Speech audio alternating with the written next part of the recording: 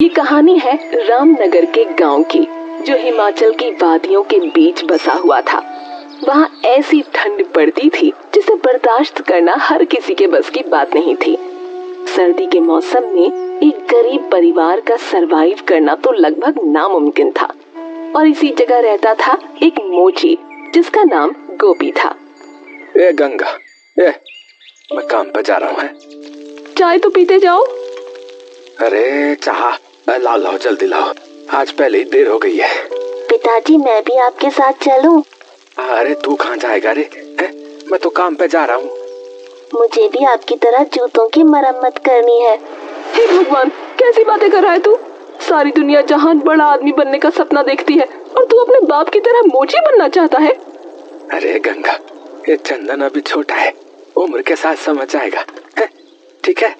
ये सब तुम्हारी वजह से है। तुम अमीर होते तो ये सब ना होता। वैसे भी सर्दियाँ आ गई हैं। गरीबी का असली मजा तो अब आना शुरू होगा, क्योंकि बर्फबारी शुरू होने लगी है। फिलहाल अब जाओ यहाँ से, इससे पहले कि मुझे और गुस्सा आ जाए। अरे ठीक है बाबा, जा रहा हूँ। गंगा हमेशा गोपी को उसकी गरीबी का ताना देती रहती थी, पर गोपी बहुत सीधा था। वो उससे कुछ नहीं कहता था, लेकिन उसकी दिक्कत बस यहीं तक नहीं थी। वो जब बाहर निकलता था तो उसके साथ उसकी कथित तौर पर छोटी जाति की वजह से भेदभाव भी होता था। जूते चप्पल की मरम्मत करवा लो भाई साहब। ओ राजू, जूते चप्पल की मरम्मत करवा लो। अरे चुप, तेरी हिम्मत कैसे हुई मेरी कोठी के सामने अपना ये सड़ा सा ठेला लगाने की? है बहुत बार मना किया है तुझे, पर तू मानता नहीं है ना। पर मालिक जमींदार ने उसकी एक बात न सुनी और उसका ठेला अपने आदमियों से कहकर छीन लिया। अरे साहब जी दया करो साहब जी दया करो साहब जी। ऐसे मैं क्या कमाऊंगा साहब जी, क्या खाऊंगा साहब जी? दया करो साहब जी। चला जा, वरना तेरी हड्डियां भी तोड़वा दूंगा। हाँ बता रहा हूँ। हाँ। गोपी थके कदमों से घर की ओर चल दिया।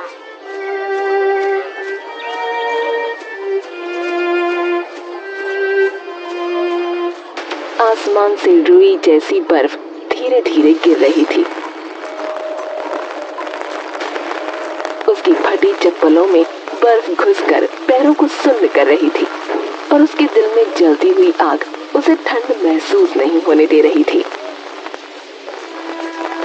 हे भगवान, मैंने किसी का क्या ही बिगाड़ा था? मैं तो बस मेहनत ही करता हूँ, फिर भी सब मेरे दुश्मन क्यों हो रहे हैं? उसकी आंखों के कोने भीग चुके थे। वो धीरे धीरे अपने छोटे से टूटे झोपड़े की ओर बढ़ा। झोपड़ी से धुआं नहीं उठ रहा था, मतलब चूल्हा ठंडा था। अंदर घुसते ही गंगा की झल्लाहट सुनाई दी। इतनी जल्दी क्यों आ गए? सर्दी में यूं बाहर मरे घूम रहे हो? कुछ काम धंधा हुआ कि फिर वही बहाने? गंगा, आज तो मेरा ठेला ही चला गया है। क्या? ठेला चला गया? किसने लिया? अरे वही जमींदार ने लिया। कहता है उसकी कोठी के सामने नीच लोग जो है ना, वो ठेला नहीं लगा सकते। उसके आदमियों ने सब उठा लिया है। क्या कह रहे हो तुम? किस हक से उसने तुम्हारा ठेला छीना? क्या वो भगवान है? जाओ जाकर पुलिस में शिकायत करो। अरे गंगा, पुलिस हमारी नहीं सुनती है। जमींदार के आदमी जो है ना वहाँ तक बैठे हैं, उल्टा हमें ही जेल में डाल देंगे वो। अरे तो अब क्या करेंगे? घर में आटा नहीं, दाल नहीं। चंदन 2 दिन से सूखी रोटी खा रहा है। मैं तो सह लूंगी भूख, पर तुम बताओ, बच्चे को क्या खिलाऊं? क्या उसका भी पेट काट दूं? अरे अब भगवान जो करेंगे वो अच्छा ही करेंगे। तू परेशान मत हो गंगा, परेशान मत हो। अच्छा करेगा? हर बार यही बोलते हो। भगवान अगर अच्छा करता तो आज हमारे सर पर पक्की छत होती, न कि टपकती हुई झोपड़ी। गंगा की बातों में दर्द था, पर तानों का जहर भी। गोपी उसके शब्दों में छिपे दर्द को समझता था, पर जवाब देने की ताकत उसमें नहीं थी। वो बस एक टूटी सांस भरकर बोला, देख गंगा, कल से मैं जो है ना, मैं जंगल जा रहा हूँ। लकड़ियाँ जमा करके लाऊंगा, ठीक है? उन्हें बेचेंगे ना तो कुछ पैसे वैसे आ जाएगा, चूल्हा भी जल जाएगा और शायद जो है 2 वक्त की रोटी भी मिल जाए। और राशन वो कहाँ से लाओगे? चलो ठीक है, वो जो है ना सेठ मूलचंद, उनके पास जाता हूँ, शायद दे दे उधार। वो सेठ वही जो हर बार ताना मारता है? खैर जाओ कोशिश कर लो। गोपी ने अपनी फटी हुई कमीज का बटन बंद किया, फटे जूतों को खींचा और सेठ मूलचंद की दुकान की ओर चल पड़ा।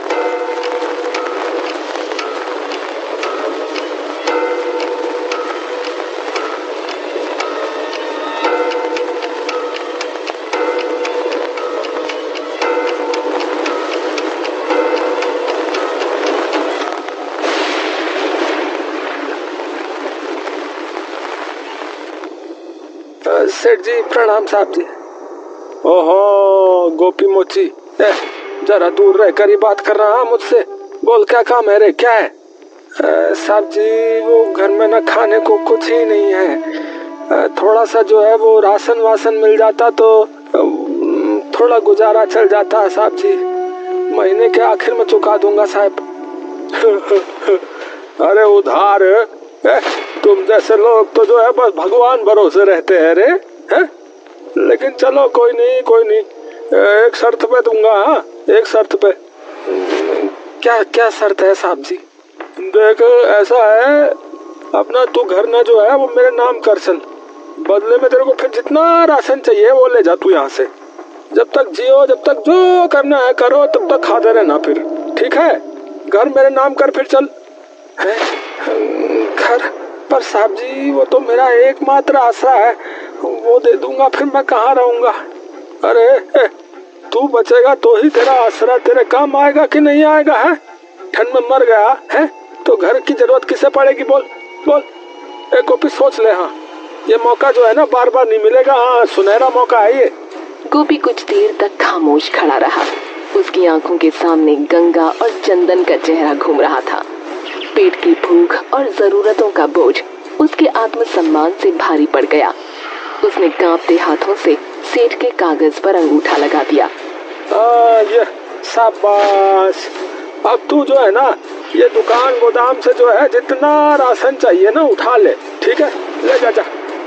थोड़ी देर बाद गोपी थैला भर राशन लेकर घर लौटा, लेकिन गंगा तो सच्चाई जानते ही तुनक पड़ी। क्या तुमने हमारा घर उसके नाम कर दिया? गोपी तुम्हें समझ नहीं है क्या? वो सेठ बड़ा चालाक आदमी है, वो तुम्हारे सर से छत खींच लेगा। गंगा राशन तो देखो कितना सारा लेके आया हूँ। है चंदन जो है अब भूखा तो नहीं सोएगा, थोड़ा सा बेच देंगे तो पैसों का जो है वो भी इंतजाम हो जाएगा। तुम भरोसा रखो सब ठीक हो जाएगा रे। ठीक? तुम्हें लगता है कुछ ठीक होगा? मुझे लगता है ये सेठ हमें बर्बाद कर देगा। अगले कुछ दिन राशन से घर चल गया।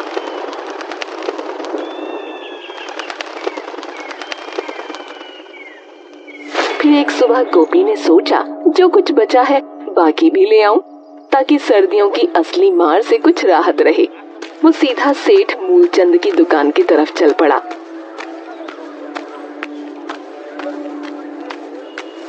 अरे साहब नमस्कार नमस्कार। उस दिन के लिए बहुत आभारी हूँ, आपने राशन दिया। साहब अगर थोड़ा और राशन मिल जाता तो थोड़ा और दया हो जाती, घर में जो है कुछ नहीं बचा है। अरे गोपी आज तो कुछ नहीं है रे मेरे पास। हाँ अरे वो जो ट्रक आ रहा था ना वो रास्ते में कहीं फंस गया है। बर्फबारी से रास्ते सारे बंद हो रखे, अब जब आएगा तब ले जाना है। अभी जा तू, अभी कुछ नहीं है, जा। अरे साहिबो, अरे पर हमारा राशन जो है वो खत्म ही होने वाला है, एक दाना नहीं है घर में खाने के लिए, अब हमें जरूरत है साहब। अरे गोपी बोल दिया है तुझे, है रास्ते बंद हो रखे हैं, मैं तो कह रहा हूँ अभी जा, अब घर संभाल अपना, यहाँ अभी कुछ नहीं मिलेगा, जा अभी। गोपी ने दुकान का गोदाम, तख्त, पूरी दुकान, हर कोना देखा।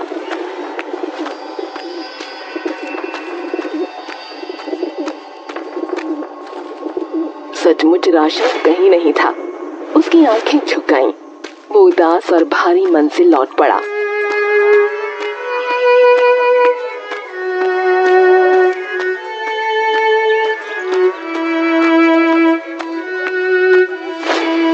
अरे गंगा, वो सेठ कह रहा है कि माल जो है ना वो कहीं रास्ते में फंस गया है। बल कुछ नहीं है। देखा, मैंने कहा था ना तुमसे, वो सेठ कितना चालाक है। पहले तो घर मांग लिया, अब राशन का बहाना बना रहा है। मैंने कहा था ना, ये आदमी कमीनों का राजा है। गंगा तुम मत हंसो, बस मैं हाथ जोड़ रहा हूँ। ये बात पेट की है। हाँ, पेट तो पेट काट लो। तुम हमेशा कुछ न कुछ उम्मीद जता देते हो। अब तुमने घर भी दे दिया। हे भगवान, चंदन की तबीयत भी ठीक नहीं है, बताओ क्या करें। कड़वी हंसी और शिकायतों ने घर को घेर लिया। गंगा उस पर टूट पड़ी, प्रश्न, ताने, दर्द सब एक साथ। चंदन, जो अपनी छोटी आंखों में बेबसियत लेकर खड़ा था, अचानक रो पड़ा और उसके छोटे छोटे शब्द घर की दीवारों में गूंज गए। मम्मी, पापा ने तो घर बेच दिया। क्या अब हम सच में बेघर हो जाएंगे? चुप कर बेटा, ऐसी बातें मत कर। तुम बड़े होकर कुछ बड़ा बनोगे, पर तुम्हारे बाप को मैं कभी माफ नहीं करूंगी। गंगा, घर का जो थोड़ा बहुत राशन बचा है उसे आप बेच देते हैं, पैसों से कुछ खाने का इंतजाम कर लेंगे, और जो है ये चंदन की दवाई का भी। जो तुझे सोचता है वही कर ले, मुझे कोई मतलब नहीं रहा अब। तुम तो चाहते ही हो कि हम मर कर जाएं। गोपी ने मुंह पर ठोस लकीर ले ली और बचा हुआ छोटा सा पर्चा, कुछ आटा दाल का हिस्सा लेकर बाजार की ओर निकल पड़ा। वो पता नहीं कितनी बार खुद को टूटते हुए महसूस कर रहा था, पर बच्चे के लिए वो कुछ भी कर सकता था। अरे दाजू जल्दी करो, जल्दी, हवा तेज हो रही है। हवा है? क्या हवा हो रही दाजू? कैसी हवा? अरे सुन नहीं रहे हैं? लोग कह रहे हैं बर्फ की आंधी आ रही है। जो लोग घर से बाहर हैं, चलो भागो कह रहे हैं वहाँ।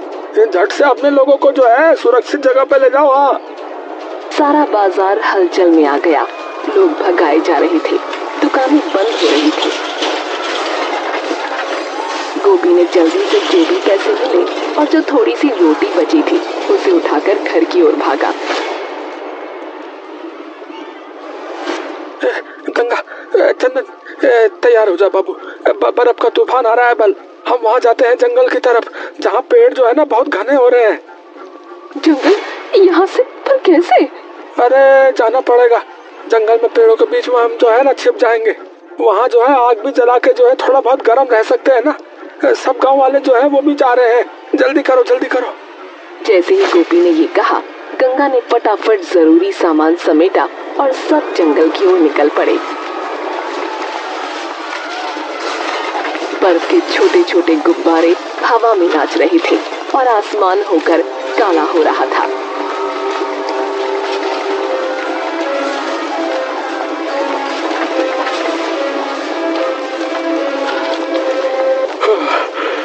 जा, जल्दी चलो रे गोपी। अरे ये पहाड़ की कठिन जिंदगी, बुढ़ापे में सांस चढ़ रही है मेरे को। ओ भगवान, हमारी जिंदगी अचानक ही कितनी नाजुक हो गई। लोगों का छोटा सा काफिला जंगल की ओर बढ़ा। हर किसी के चेहरे पर डर, पर दिल में एक उम्मीद, कहीं तो गर्मी मिल जाएगी। गोपी ने मुड़कर देखा, सब कुछ बर्बाद हो चुका था। वो लोग जंगल में जाकर सो गए।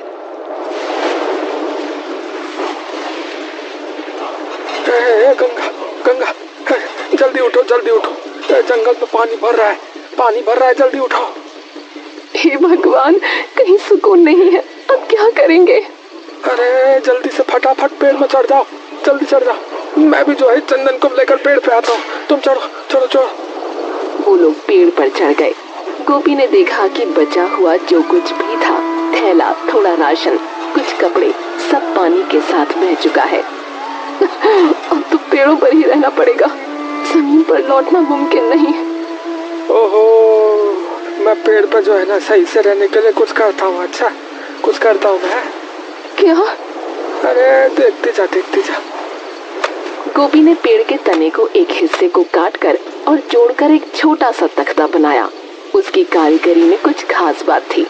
धीरे धीरे उसने एक छोटी सी झोपड़ी का ढांचा तैयार किया जो शाखाओं पर टिकी हुई थी। तुमने ये क्या किया? ये तो कमाल है गोपी। अरे बस ये छोटी सी झोपड़ी बन गई, हवा और पानी से बचने के लिए है, पर अभी इसमें एक कमी है रे। ये पाँख नहीं है इसके ऊपर, छत जो है ना छत नहीं है। हवा से ये उड़ जाएगा और फिर ठंड हमें जो है ना वो हिला देगी। तो इसको जो है किसी तरह पाँख बनाना होगा, ढकना होगा इसे है। और जरा ही देर में झोपड़ी जैसे घोंसले में बदल गई। चंदन उसकी कला देखकर ताली बजाने लगा और बाकी लोग भी चकित होकर उसकी तारीफ करने लगे। वाह पापा, आपने तो कमाल कर दिया। मैं बड़ा होकर आपके जैसा बनूंगा। गोपी तो सच में कारीगर है। अगर तू चाहे तो पूरे गांव के लिए ऐसा घर बना सकता है। तभी सेठ मूलचंद भी पेड़ के पास आया। वो झोपड़ी को देखकर थोड़ी देर खामोशी से खड़ा रहा और फिर बोला, अरे ये घर तो बड़ा अच्छा बना है। ऐसा लग रहा है इस पेड़ पे जो घर है ना वो अब मेरा ही होना चाहिए। अरे साहब, अरे ये आपका घर कैसे हो सकता है? अरे कुछ भी तो मत बोलो। गोपी, मैं कह रहा हूँ ना, अरे जो अंगूठा लगाया था ना कॉन्ट्रैक्ट पे, कागज पे अंगूठा नहीं लगाया था तेरा, उसमें लिखा था जो तेरा घर होगा वो मेरा घर हो जाएगा। हाँ, तुम्हारा असली घर तो तूफान ने बर्बाद कर दिया ना, कर दिया कि नहीं कर दिया बोल? तो अब यही मेरा घर हुआ नहीं हुआ? हुआ नहीं हुआ बोल? कॉन्ट्रैक्ट के जो है मुताबिक हो रहा है ये। हाँ, ये घर जो है तुमको मुझे देना होगा अब। हाँ। गोपी को आग सी उठी, पर इस बार मोर्चा गंगा ने संभाला। वो बोली, लोभी कहीं के, इस आपदा में भी लोभ नहीं छोड़ता। शर्म आनी चाहिए तुम्हें। क्या तुझ में बिल्कुल इंसानियत नहीं है? अरे शर्म है गोपी, है जिसने करी ना शर्म उसके फूट गए कर्म। समझा कि ये कहेगा बड़े बुजुर्ग हमारे। हाँ हाँ। बहस तेज हो गई। सेठ, अगर तुमने हमारे घर पर नजर डाली तो यहीं पानी में डुबा दूंगी तुमको। अरे हाँ, और जैसे तो फिर मैं चुप ही रहूंगा। है, मैं चुप ही रहूंगा। है, चूड़ियाँ नहीं पहनी है मैंने। हाँ, चूड़ियाँ नहीं पहनी है मैंने। चूड़ियाँ पहनी है और वही तेरे सर पर तोड़ूंगी। अरे अरे बस करो भाग्यवान। अरे चुप हो जा, तू चुप हो जा। ठीक है ठीक है ठीक है गोपी, ठीक है। चल, मैं तेरा ये घर नहीं लूंगा। हाँ, नहीं लूंगा, मैं तेरा ये घर नहीं ले रहा। पर फिर तुझे जो है ना मुझे भी ऐसा ही घर बना के देना होगा। समझा? समझ गया ना? यही मेरी शर्त है। हाँ। गोपी ने बिना हिचकिचाए सर हिलाया और जोर से कहा, ठीक है, मैं बना के दे दूंगा। ठीक है, पर एक बात जान लो साहब। हाँ, जो इंसान जो है ना आपदा में भी लोभ नहीं छोड़ता है ना, उससे नीच कोई नहीं है। हाँ, वो आज नहीं तो कल पछताता जरूर है। हाँ, देवता उसे ना छोड़ते नहीं है। हाँ, बता रहा हूँ। गोपी, मेरे को ना देवता की धमकी मत देना, बता रहा हूँ। हाँ, ज्ञान मत दे मुझे। चल काम शुरू कर, तेरे जैसे बहुत देखता हूँ मैं। हाँ।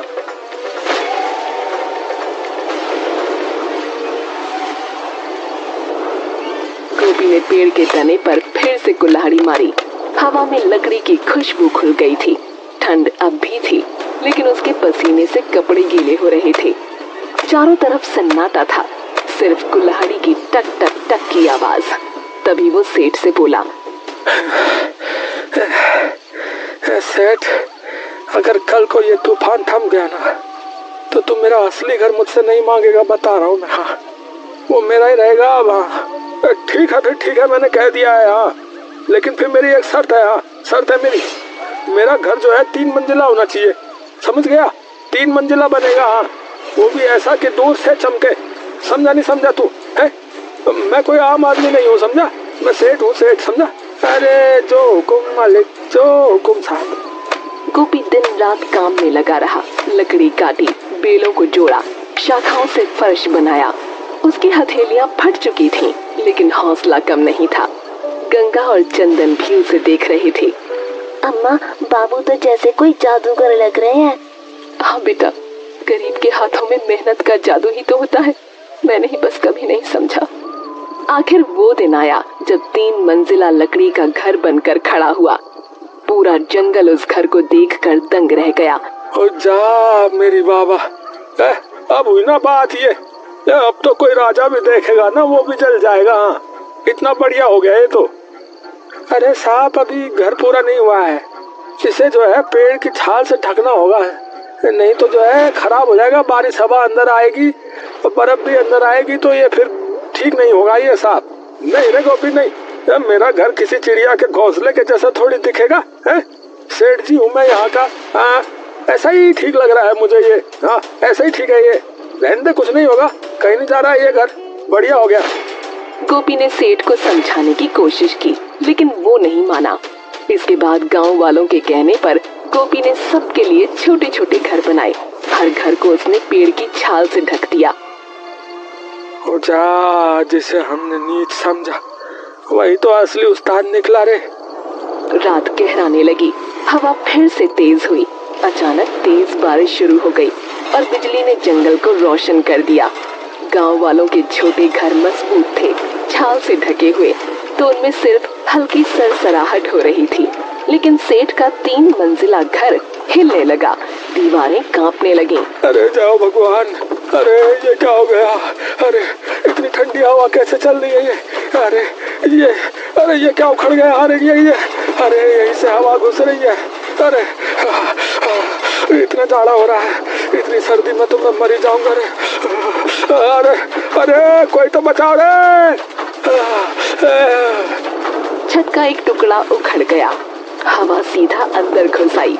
अरे गोपिया, कहाँ गया रे? अरे कोई तो बचाओ मुझे। गांव वालों ने आवाज सुनी लेकिन सब चुप रहे। सेठ जैसे तैसे बाहर निकला, भीगा हुआ, थर थर कांपता हुआ। गोपी, अरे मुझे अपने घर में जगह दे, मैं ठंड में मर जाऊंगा रे। अरे बहुत जाड़ा हूँ मेरे। अरे नहीं गोपी, इसे याद है तूने जब मदद मांगी थी तो ये हंसा था।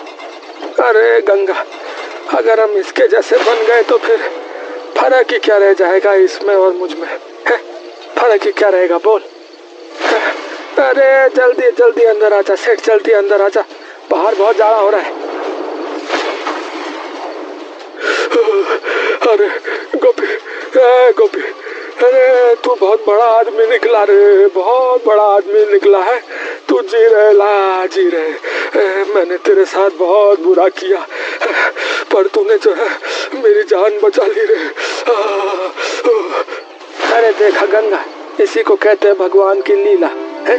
कभी कभी तूफान जो है वो घर को नहीं है बल्कि इंसान को बदलने आते हैं। हाँ समझ गए सेठ जी? हाँ मानते हो ना इस बात को? यही होता है। सेठ की आंखें भर आईं। अब सेठ सुधर चुका था और फिर अगली सुबह से मौसम सुहावना होने लगा और जल्द ही सब अपने गांव वापस लौट गए। तो हमें उम्मीद है कि आपको हमारी ये कहानी पसंद आई होगी। कृपया हमारे चैनल को सब्सक्राइब करें और सभी अपडेट्स के लिए बेल आइकन जरूर दबाएं। और हाँ, वीडियो लाइक और शेयर करना मत भूलिएगा। Bye bye.